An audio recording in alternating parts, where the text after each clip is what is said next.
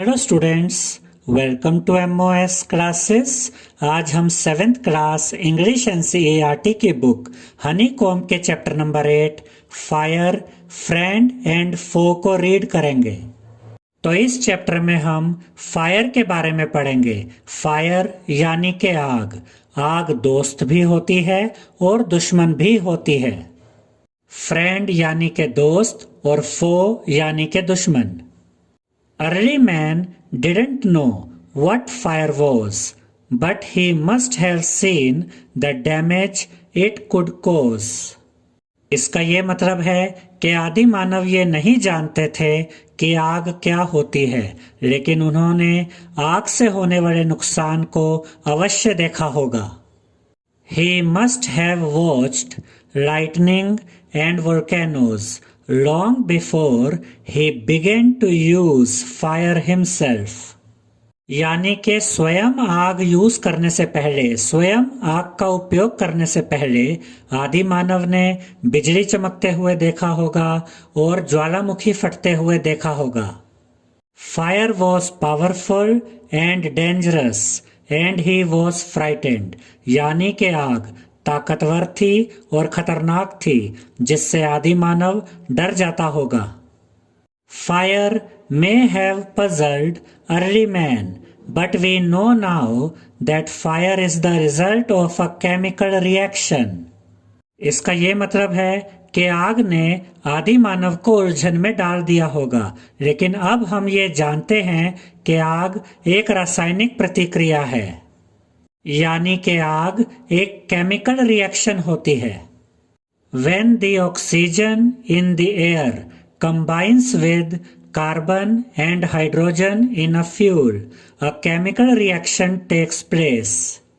इसका ये मतलब है कि जब हवा में उपस्थित ऑक्सीजन किसी ईंधन में मौजूद कार्बन और हाइड्रोजन के साथ जुड़ जाती है तो इससे एक रासायनिक प्रक्रिया शुरू हो जाती है, केमिकल रिएक्शन शुरू हो जाता है।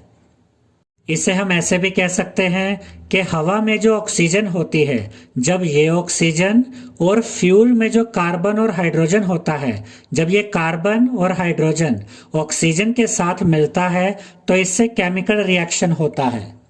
Energy in the form of heat and light is released in this process.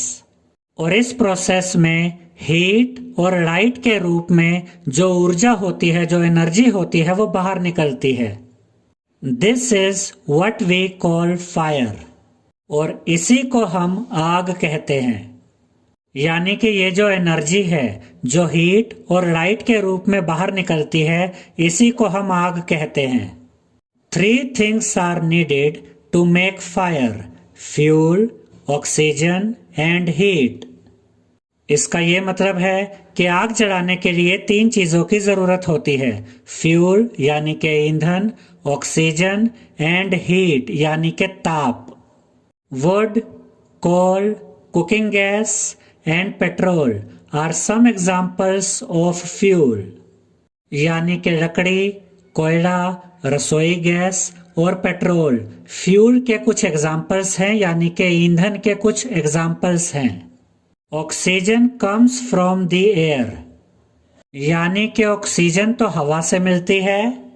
That is why when you blow on smouldering paper it often bursts into flame. इसका ये मतलब है कि जब आप धीरे धीरे जलते हुए कागज पर फूंक मारते हैं तो उससे लपटें निकलने लगती हैं। स्मल्डरिंग का मतलब होता है धीरे धीरे जलना। The third thing needed to make fire is heat. इसका ये मतलब है कि आग जलाने के लिए जिस तीसरी चीज की जरूरत होती है वो है हीट, यानी कि ताप। Fuel and oxygen do not make fire by themselves, or else a newspaper or a stick lying in the open would catch fire on its own. इसका ये मतलब है कि फ्यूल और ऑक्सीजन अपने आप आग का रूप नहीं लेते, अपने आप आग नहीं पकड़ते।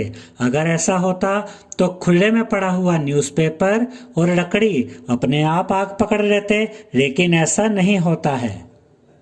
To burn a piece of paper or wood. We heat it before it catches fire. इसका ये मतलब है कि पीस ऑफ पेपर या लकड़ी को जलाने के लिए हमें उसे हीट देनी पड़ती है. We generally do it with a lighted match. और आम तौर पर हम माचिस की तीली को जलाकर किसी चीज को जलाते हैं. Every fuel has a particular temperature at which it begins to burn. इसका ये मतलब है कि हर फ्यूल किसी पर्टिकुलर टेम्परेचर पर ही आग पकड़ता है, यानी कि हर फ्यूल किसी विशेष तापमान पर ही जलता है. कुछ फ्यूल कम हीट पर भी आग पकड़ लेते हैं, जबकि कुछ फ्यूल को जलाने के लिए ज्यादा हीट की जरूरत पड़ती है. This temperature is called the flash point और kindling temperature of the fuel. इसका ये मतलब है कि जिस टेम्परेचर पर कोई फ्यूल आग पकड़ता है यानी कि जलता है, उस टेम्परेचर को उस फ्यूल का फ्लैश पॉइंट कहते हैं या फिर किंडलिंग टेम्परेचर कहते हैं. It is sometimes said that fire is a good servant but a bad master. इसका ये मतलब है कि कभी कभी ये कहा जाता है कि आग एक सेवक के रूप में तो अच्छी होती है, लेकिन एक स्वामी के रूप में बुरी होती है. It only means that fire is very useful as long as it is kept under control. इसका यह मतलब है कि जब तक आग नियंत्रण में रहती है तब तक वह बहुत उपयोगी होती है. For instance, we use it to cook our food, warm our homes in winter and to generate electricity. उदाहरण के लिए आग का इस्तेमाल हम भोजन बनाने के लिए, सर्दियों में अपने घरों को गर्म करने के लिए और बिजली पैदा करने के लिए करते हैं. But on the other hand, if fire gets out of control, it can be very dangerous. लेकिन अगर आग आउट ऑफ कंट्रोल हो जाती है, काबू से बाहर हो जाती है, तो यह बहुत खतरनाक हो सकती है. Each year, thousands of homes and shops are damaged by fire.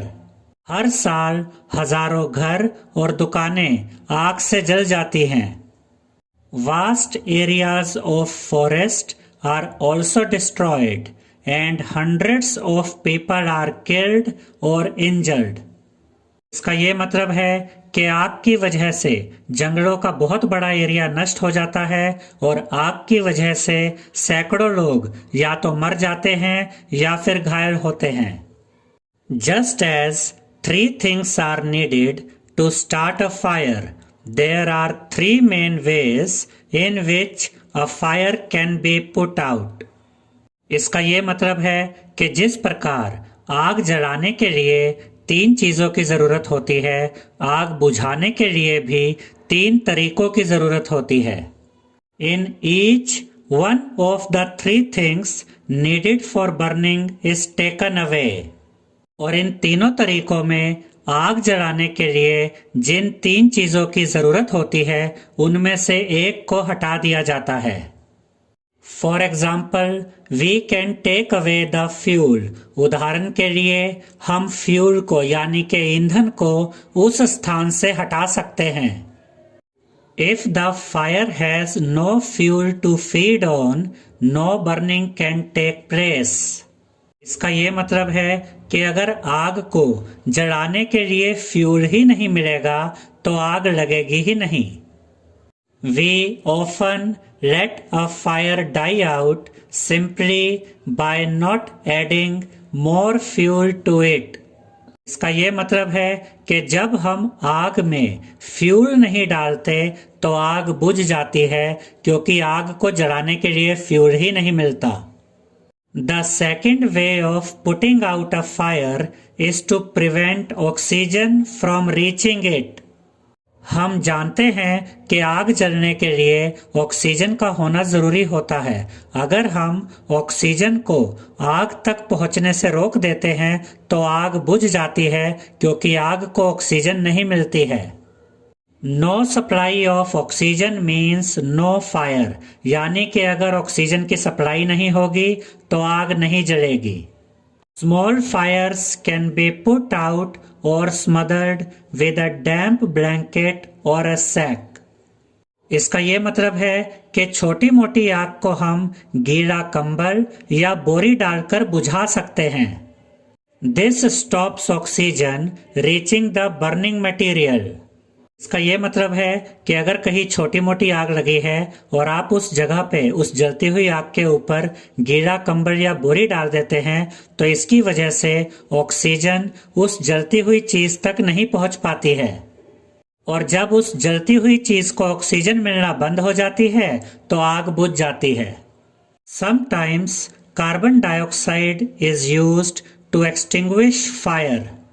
इसका ये मतलब है कि आग बुझाने के लिए कभी कभी कार्बन डाइऑक्साइड का इस्तेमाल किया जाता है।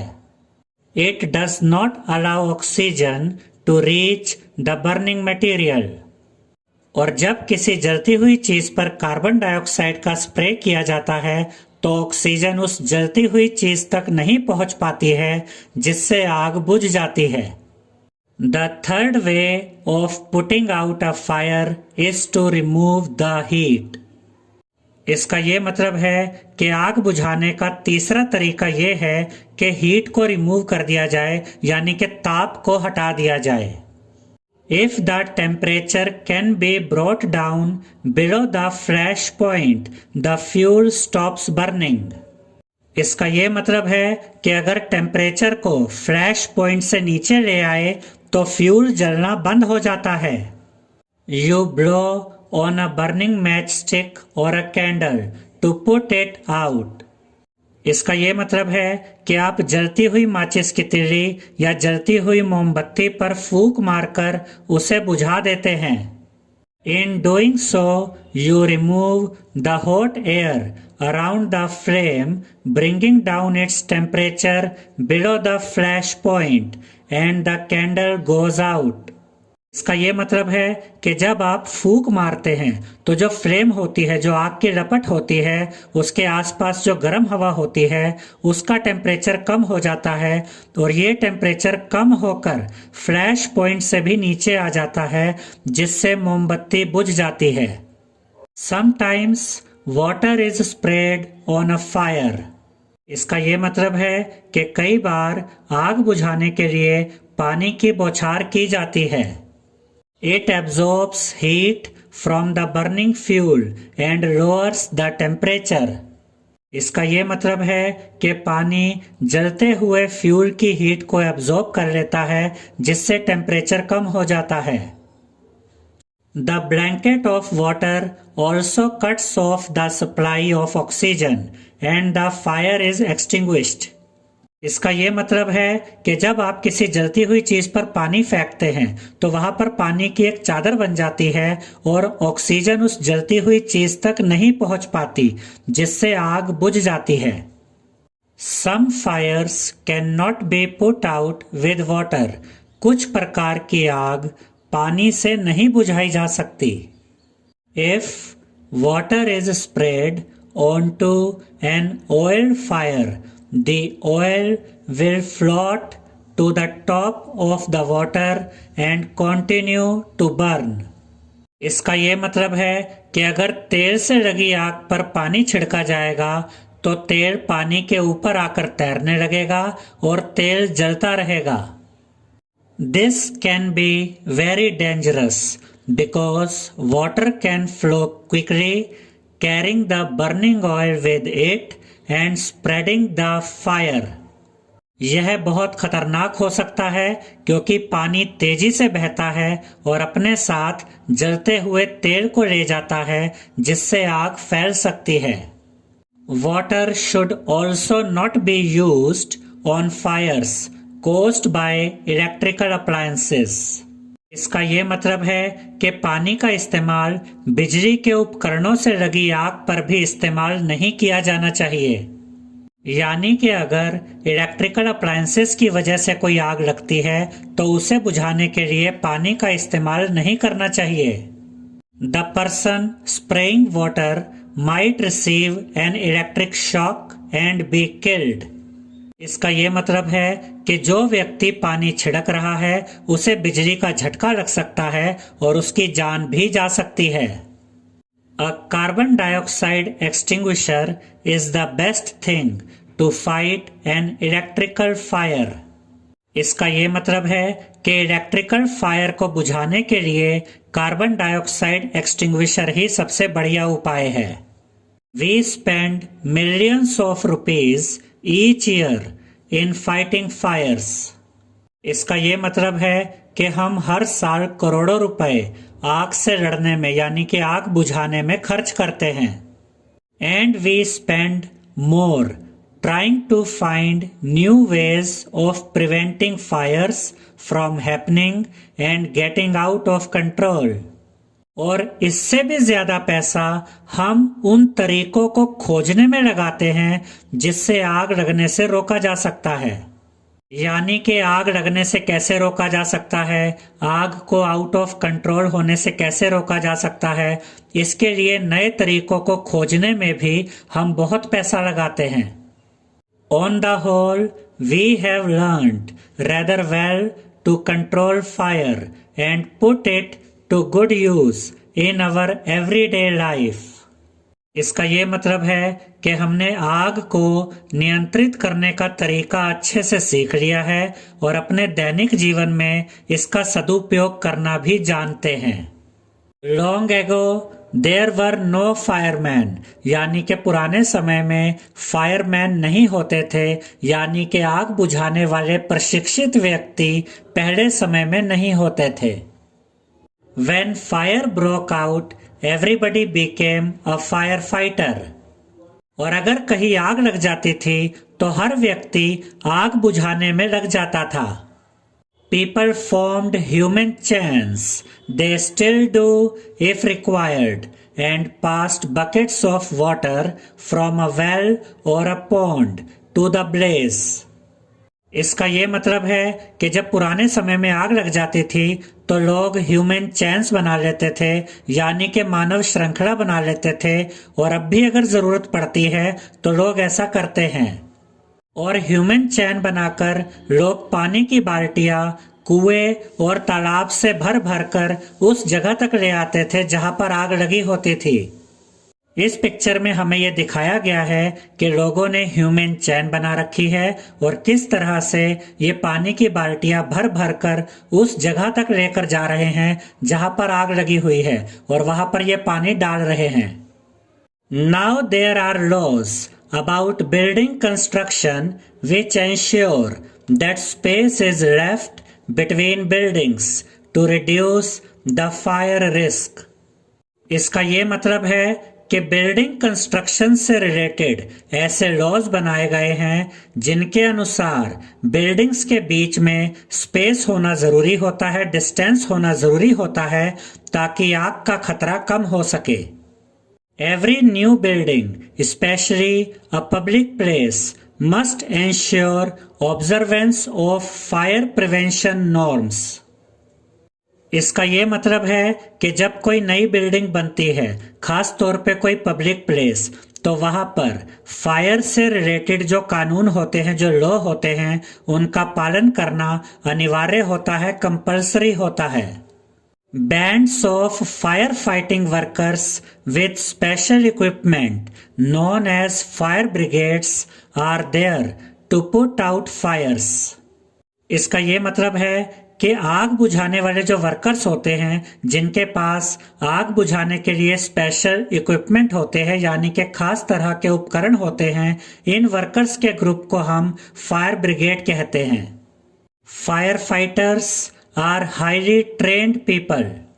इसका ये मतलब है कि जो फायर फाइटर्स होते हैं, जो आग बुझाने वाले कर्मचारी होते हैं, ये बहुत ज्यादा प्रशिक्षित होते हैं, हाईली ट्रेन्ड होते हैं। They possess many skills. यानी कि उन्हें आग बुझाने के बहुत से तरीके पता होते हैं। They cut off electricity supply, knock down dangerous walls, spray water and other materials to bring fire under control. इसका ये मतलब है कि वे बिजली की सप्लाई को काट देते हैं, खतरनाक दीवारों को गिरा देते हैं और पानी तथा दूसरी चीजों का छिड़काव करके आग पर काबू पाते हैं। They are also trained in first aid so that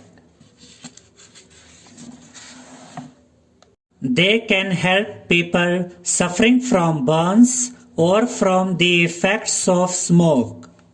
इसका ये मतलब है कि जो आग बुझाने वाले कर्मचारी होते हैं वो फर्स्ट एड में भी ट्रेंड होते हैं, यानी कि प्राथमिक चिकित्सा में भी प्रशिक्षित होते हैं, ताकि वो ऐसे लोगों की मदद कर सकें जो जले हुए हैं या फिर जिन पर धुएं का प्रभाव पड़ा है। The discovery of fire and its uses helped early man to cope with nature better and gradually adopt a settled mode of life. इसका ये मतलब है कि आग की खोज ने आदि मानव को नेचर के साथ यानी कि प्रकृति के साथ तालमेल बिठाने में मदद की और धीरे धीरे एक जगह पर बसने में मदद की। Fire is still worshipped in many parts of the world. इसका ये मतलब है कि दुनिया की कई जगहों पर आज भी आग की पूजा की जाती है।